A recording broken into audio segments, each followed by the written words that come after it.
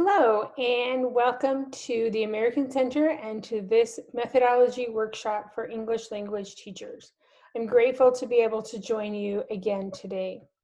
And I'm grateful that you will hear and hope that you will have an enjoyable experience. Today, our topic is self-regulated learning, being a successful lifelong learner. Let me start by briefly introducing myself for those of you that have not attended a workshop before. My name is Heidi Healy, and I am a virtual English language fellow. I live in Utah, in the western part of the United States. I was a fellow at 2 universities in China from the year 2017 to 2020. I have a master's degree in teaching English to speakers of other languages, and I've been teaching both English as a second language and English as a foreign language for about 10 years now. And I'm very grateful for the opportunity that I have to offer this methodology workshop to the English teachers in Mongolia. I'd like you to start today by making a group. Your group should include at least 2 people and no more than 5 people. But I want you to make your own choice about how big your group is. Some of us are like smaller groups. I don't like really big groups of people. It stresses me out. So I might choose to just work with 1 partner and have 2 people in my group. Someone else might like a bigger group, and so you might want 4 or 5 people in your group. So take a couple of minutes, make a group, introduce yourself, and then we will jump into our topic. Today we're going to be talking about self-regulated learning. We'll start with a definition of what self-regulated learning is, and then we're going to discuss the 6 principles of self-regulated learning along with some applications. Today's workshop is less about teaching activities or teaching tasks, but it's more about thinking about ourselves as learners and teachers, and also how do we help our students think about themselves as learners and better understand how to be a good learner. So what is self-regulated learning? Self-regulation means that we are able to set our own goals to lead us to excellent. It means that learners control the factors that affect their learning, and they know how to use strategies to be successful. When students choose to do things that will help them learn, they are happier and more motivated than if they are forced to fit into a structured set of rules. They are also able to continue to set and reach their goals. Students who learn to be self-regulated learners have stronger academic performance than those who do not. So let's look a little bit more into this. What does it mean to be a self-regulated learner? Well, first, it means we're able to set our own goals. Second, it means that we control the factors that affect our learning. This means that we have to understand what factors affect our learning. And we know how to use strategies. We know how to help ourselves learn. And finally, we have choice. We choose the things that help us to learn. By doing these things, we become better learners, or our students become better learners. So the first thing we need to do is understand all the different things that impact our learning. And that leads us to the 6 principles of self-regulated learning that I want to discuss with you today. These 6 principles are motive, learning methods, time, physical environment, social environment, and performance. Our first principle is that of motive. Motive is simply a desire to learn, the things that inspire us, the things that we dream about. As Dornier, a famous researcher in motivation, has said, motivation is responsible for why people decide to do something, how long they are willing to sustain the activity, and how hard they are going to pursue it. If our why is strong, if our why is personal, then we are willing to work longer and harder to achieve a goal or to do a task.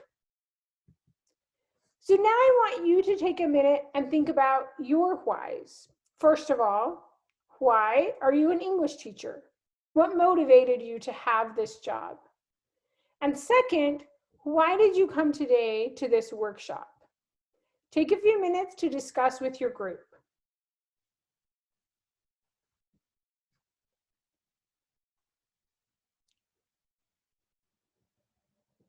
Understanding our motives is really important.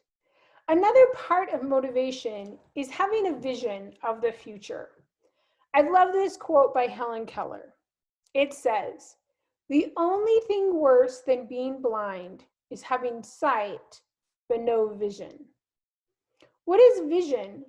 Vision is our ability to see into the future, to see something that is not currently available, but is a possibility for what might happen in the future.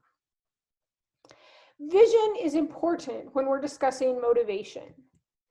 As Dornier has described, we need to have a future self-image, or our students need to have a future self-image, an idea of what we can accomplish or what we can achieve by learning English or any other subject.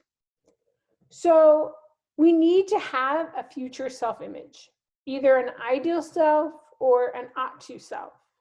An ideal self is our hope, what we hope for. Maybe I want to be an excellent English teacher, or maybe I want to be a teacher trainer. My ought to self has more to do with others' expectations for me. Does my family expect something, or my society expect something of me? It's important that this future self is elaborate and vivid, that I have details. I want to be a teacher trainer, and I want to work with primary English teachers in my province in Mongolia. It also needs to be something that we believe is plausible, meaning we believe that we can achieve this. It's not something impossible. It's something that we can do. And finally, we want to make sure that this future self, this vision we have, is in harmony with our expectations of our family, our friends, and our social environment. In order to help us have motivation, we need to be able to see this future vision. And when we can see this future vision, it provides motivation. I remember a story told by Dieter Uchtdorf, a pilot in the Lufthansa airline company in Germany. He discusses being a young child and needing to learn English and how English was very difficult. He felt like he couldn't make the sounds, the words didn't fit his mouth. However, he had a dream to be an airline pilot. He loved to watch planes take off and land. One day he found out that in order to be an airline pilot, he must learn English and speak English well. He said that suddenly his motivation changed. Suddenly the words seemed to fit in his mouth. He had a vision of himself as an airline pilot, and he knew that English was part of that picture. In order to reach his goal, English had to happen. He had to learn it. And so suddenly it became easier. His why to learn English was so that he could reach his goal of becoming a pilot. And so he was willing to work long and hard to learn English. Sometimes it can be helpful to draw a picture of our motive or of our vision. So if his goal was to be an airline pilot, maybe he would have drawn a picture of an airplane. For you, what makes you want to work hard to learn English or to become a better teacher? I want you to take a few minutes and use the paper and other materials and draw a picture of your future self or of what motivates you to be a good English teacher or a good learner of English.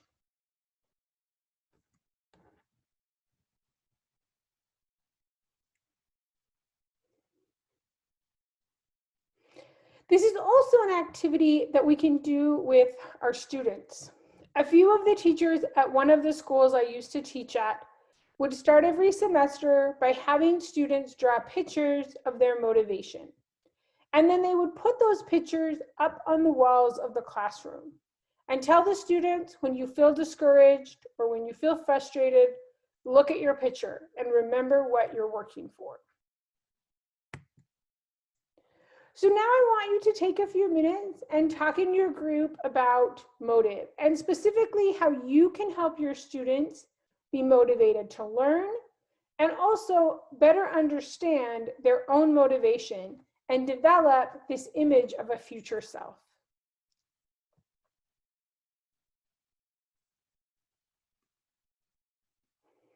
Great, thank you for sharing with your groups.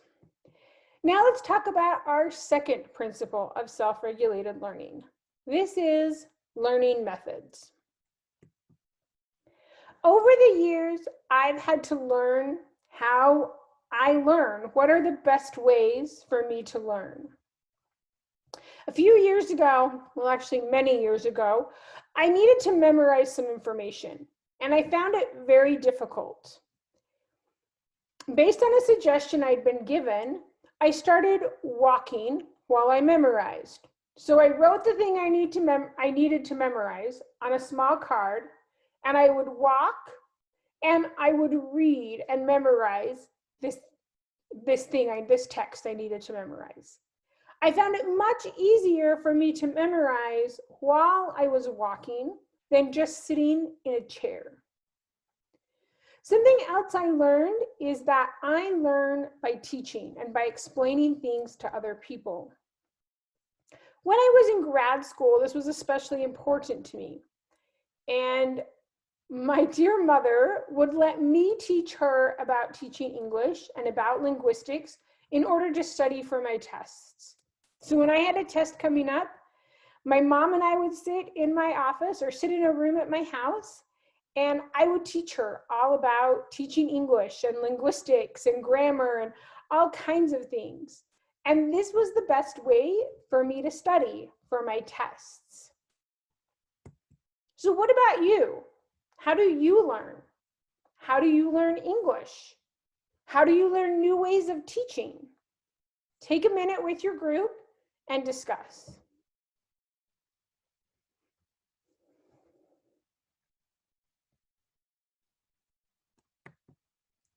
There are many different ways to learn, and as good teachers, we want to help our students discover the best ways for them to learn. And we do this by giving them different learning opportunities in the classroom. A few of the main learning methods or learning styles include visual learners. These are people that learn by seeing things. Oral learners, people that learn mainly by hearing things. Reading and writing learners, people that learn mainly through reading or writing. And kinesthetic learners. These are people that learn through moving, and moving their bodies actually helps them to learn.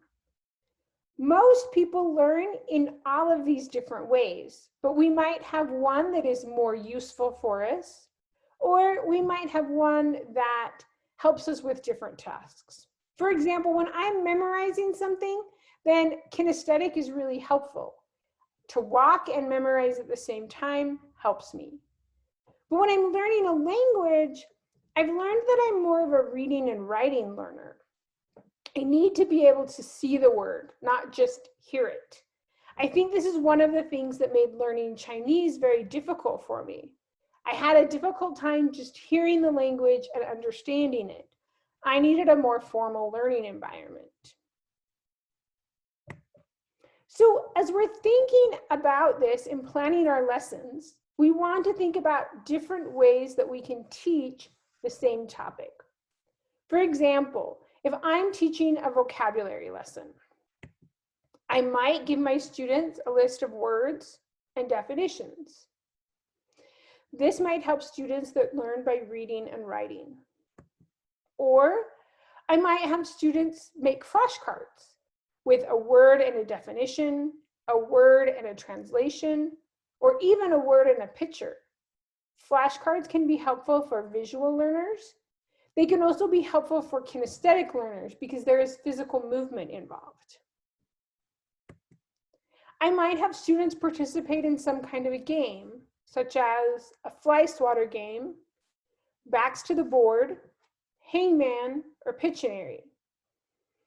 Again, these different games, not only do they make learning motivating and fun, but they can use different learning methods. For example, Pictionary, where I have students draw a picture, is great for visual learners because they're connecting to a picture.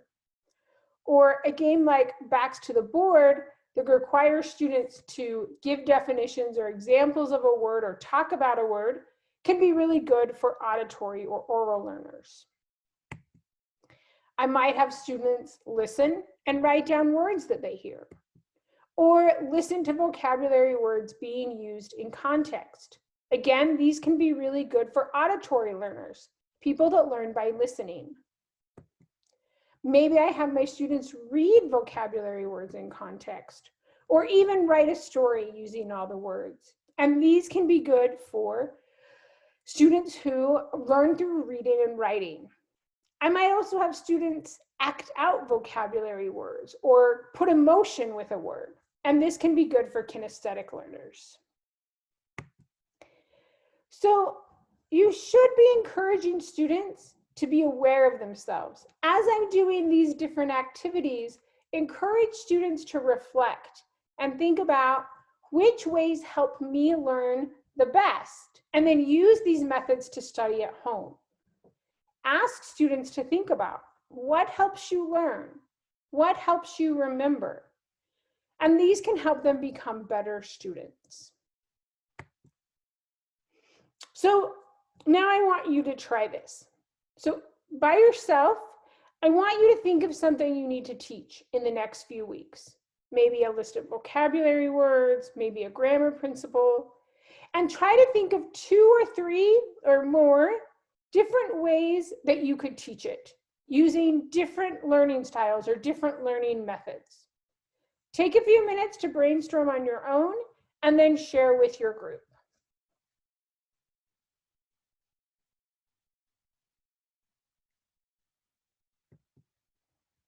Let's move on now to our next principle of self-regulated learning. This is the principle of time. And there are 2 things we want to consider, well, 3 things we want to consider with time. 1, when is the best time for us to do things? 2, how does time influence us? And 3, how do we deal with time management? So first, when are we most productive?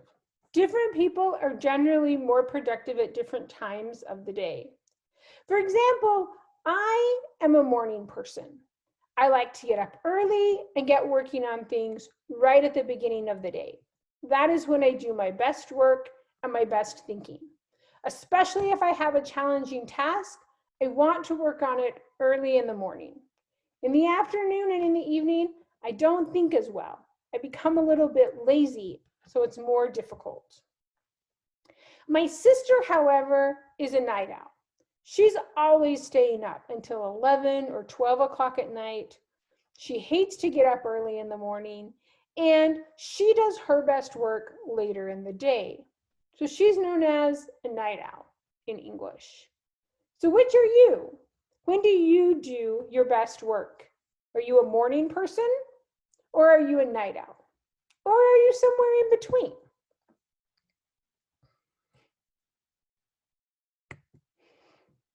Another thing now, most of our students can't choose when to study. Their classes are at specific times. They need to do their homework in the afternoon or evening when they get home from school. But as teachers, we can think about how time affects our students. For example, if I have class first thing in the morning, are my students tired? Do they need an easy activity in the morning to help them wake up?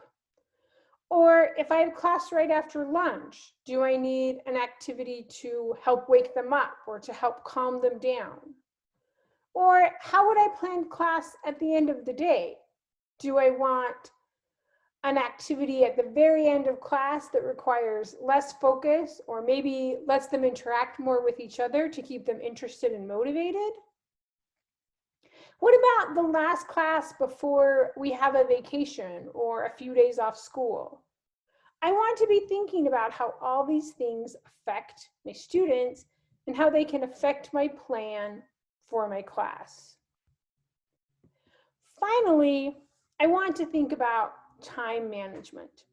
And there are many different time management strategies, and it can also be really helpful to teach our students time management strategies. One strategy that I particularly like is known as the timer method. In this method, you work on a task for a set amount of time, for example, 45 minutes, and then you take a short break, maybe 15 minutes. During the break, you try to maybe have a conversation with a friend or maybe read something that's different from what you've been working on. And this I've found can be an effective time management strategy. Sometimes I do something similar, but I base it more on tasks. For example, I give myself a task to complete, like making this recording for my workshop. And then I give myself a break time. After I finish my recording, I will take a 10-minute break before moving on to my next project. So now I'd like you to take a few minutes with your group and discuss time and this principle we've been discussing together. So what are some strategies that help you with time management? Or how can you help your students be more aware of time and when they do their best work? And how can you plan your class with thinking about the effects of time? Take a few minutes and discuss.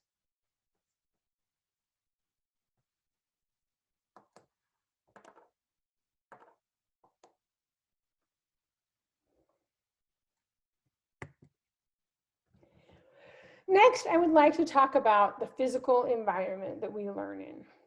It's important to be aware of the physical environment and how the physical environment influences our learning. So I want you to think about, where do you study best? Think about all the elements that you might need to find a place to study best, or maybe where do you do your best planning for a lesson?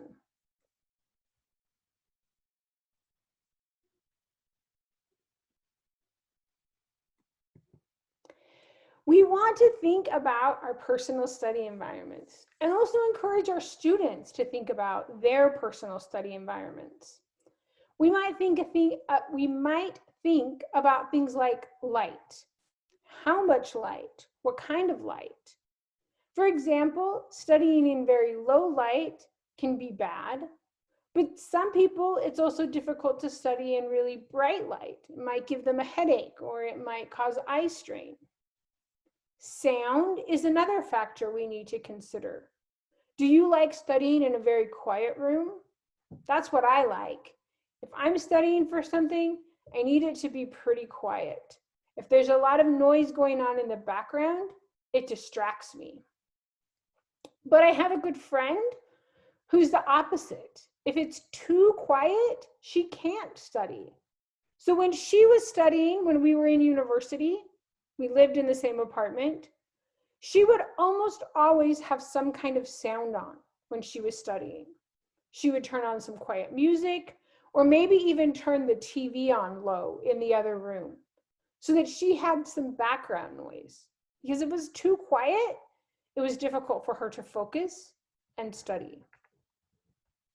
I might also want to think about sound in my classroom. Maybe if it's too quiet, students have a difficult time concentrating. For example, when I taught in one of the universities in China, I used to play quiet instrumental music while my students worked on a 10-minute writing task. The students felt that the music helped them focus better on the task. They were able to focus better on their writing because the music kind of created a good environment for them. You might also need to consider the temperature of a room. For me, I can't study if I'm cold, and I tend to get cold easily. So often you will find me working with a hoodie on or a sweatshirt. Sometimes I even wrap a blanket around me when I'm studying to make sure that I stay warm. Maybe other people have to be careful about being too warm. So again, you want to find what works best for you. And finally, you want to think about what resources you need available to you. Do you need the internet? Do you need a computer or other technology? Do you need books or pencils? What materials and resources do you need to help you study and accomplish your task? Next, I'd like to talk about the social environment of learning. First, let's think about the people that we study with. Do you prefer to study with others or to study on your own? And who do you ask for help when you have questions? I, for example, often prefer to study on my own. I'm kind of an introvert. I don't always like working with other people. So sometimes it's very stressful for me to be in a group. And when I need help, I love to talk to my other teacher friends, either via text message or sometimes online, to get their ideas and suggestions. What about you? Take a minute in your group and talk about your social environment.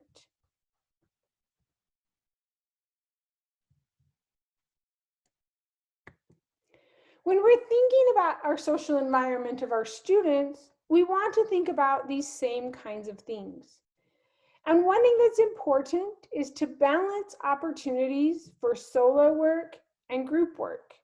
And maybe sometimes to give students a choice that they can work on their own or with a partner or in a small group. Because just like with learning methods, some students work better by themselves and some students work better in groups. So we want to make sure we're balancing these opportunities. When it comes to our social environment, it's also important to think about the overall classroom environment. And this relates both to the physical environment and the social environment.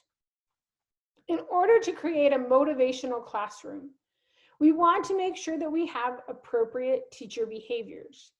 This means that the teacher is supporting the students and helping them to be successful. We also want to make sure to have a pleasant and supportive atmosphere in the classroom. We can do this by providing good feedback, positive feedback for our students, helping our students to find success, as well as making sure that our classroom is a comfortable place. And finally, we want to make sure that we have cohesive learner groups. This means that our students have good relationships with each other. They trust each other so that they're willing to make mistakes and so that they can help each other to improve their English. One way that we can improve our classroom environment is by creating better relationships and building rapport, both between us and our students, as well as between our students. One of the favorite activities I have for building rapport and doing an icebreaker with my students is a photo scavenger hunt. I give students categories and have them find pictures on their phones to share with each other. This is a great activity for university students, but most of you teach secondary or primary school and probably don't want your students using their phones in class. So you could adapt this activity into a drawing activity. Give each student a piece of paper and a topic and have them quickly draw a picture to share with their classmates. Encourage students that this doesn't need to be a perfect work of art. Maybe you only give students 1 minute to draw. So on your piece of paper, I would like you to draw a picture related to the word friends.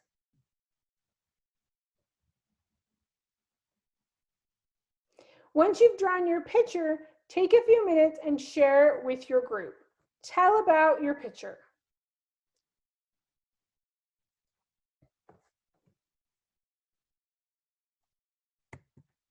Here's my picture. My picture has 3 people in it: me, my brother, and my sister. My brother and my sister are some of my best friends. We enjoy hanging out together, playing video games, watching movies, and eating good food. I love that we are friends and that we enjoy spending time together. If I wanted to do several different categories, I could give students a piece of paper and have them fold it into 4 pieces, 4 parts. And then I could give them 4 different categories to draw 4 different pictures. There might be other ways to also adapt this for your classroom. Our final principle of self-regulated learning is performance. It's important that students know how to self-evaluate and are not only reliant on information from the teacher. So what about you?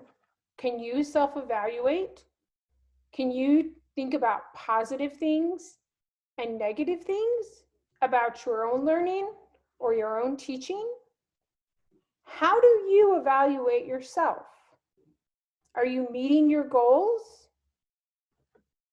Take a few minutes and discuss with your group.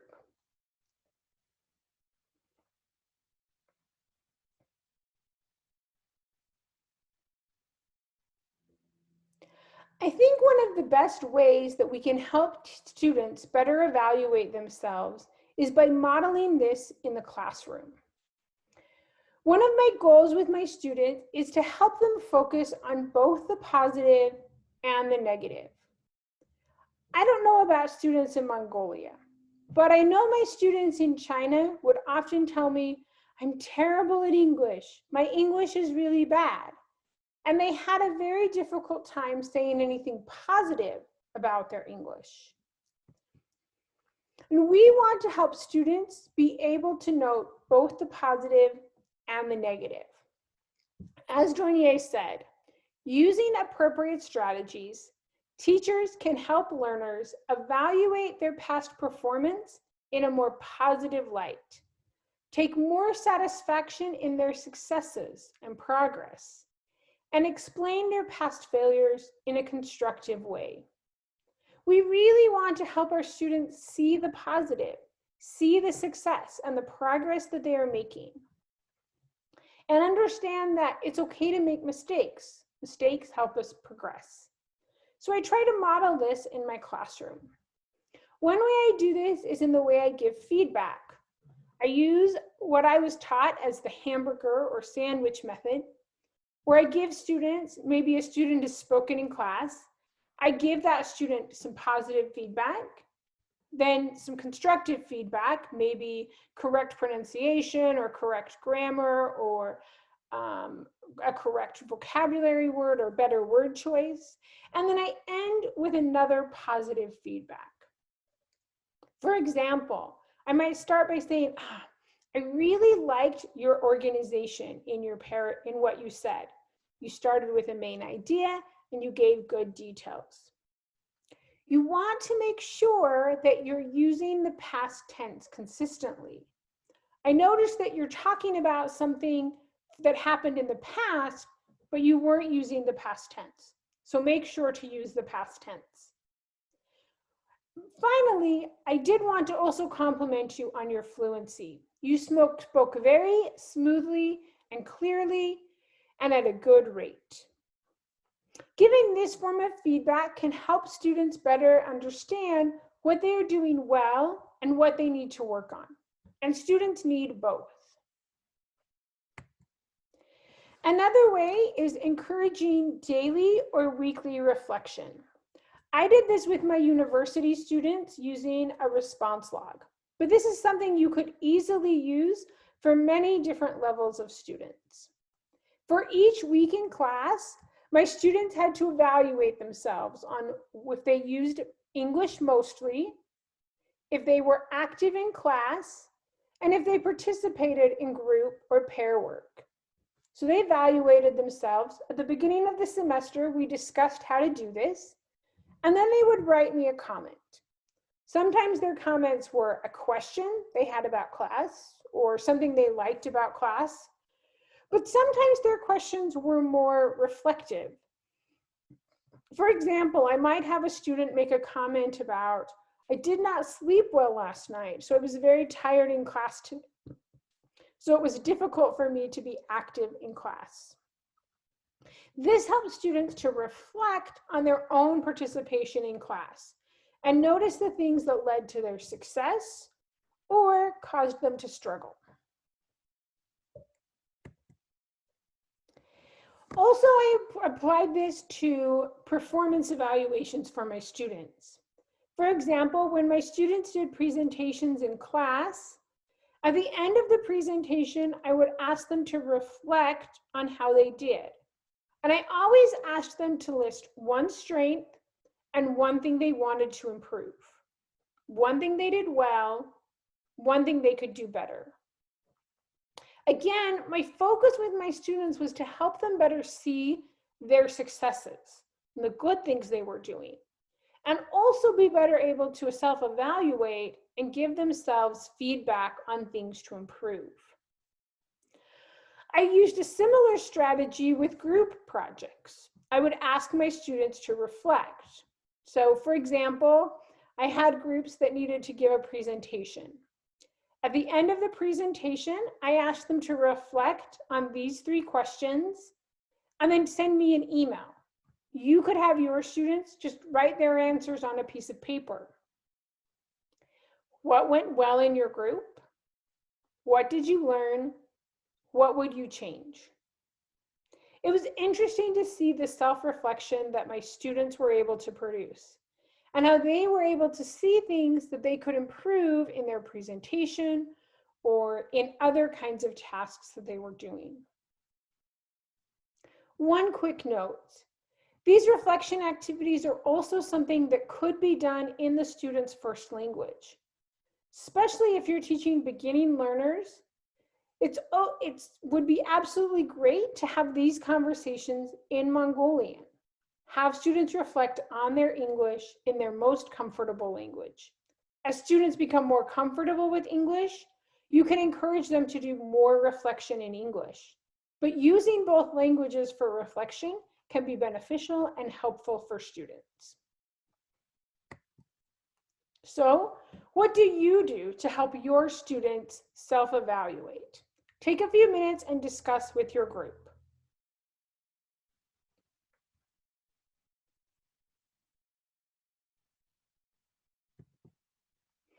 Today, we've talked about 6 principles of self-regulated learning that we can apply to ourselves and also help our students understand so that we can better understand ourselves as learners.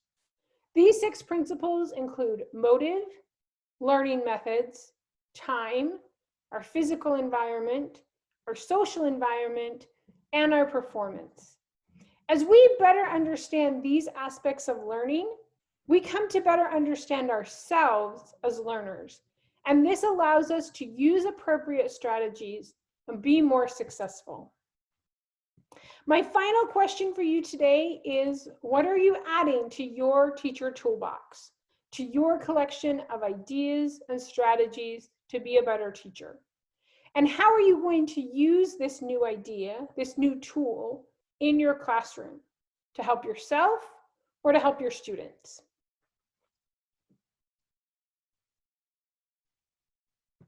Again, I just wanted to remind you about our Facebook page. And if you have any questions or want to share ideas, I would love to hear from you, especially if you've used any of these activities from the workshop series in your classrooms. I would love to hear how things went and have you share with other teachers. Finally, Thank you again for being here, for spending your Wednesday afternoon learning more about being an English teacher. I know you have many responsibilities and many things that take up your time, so I'm grateful for your attendance and being here. And I hope that these ideas are helpful and useful. Thank you so much for being here.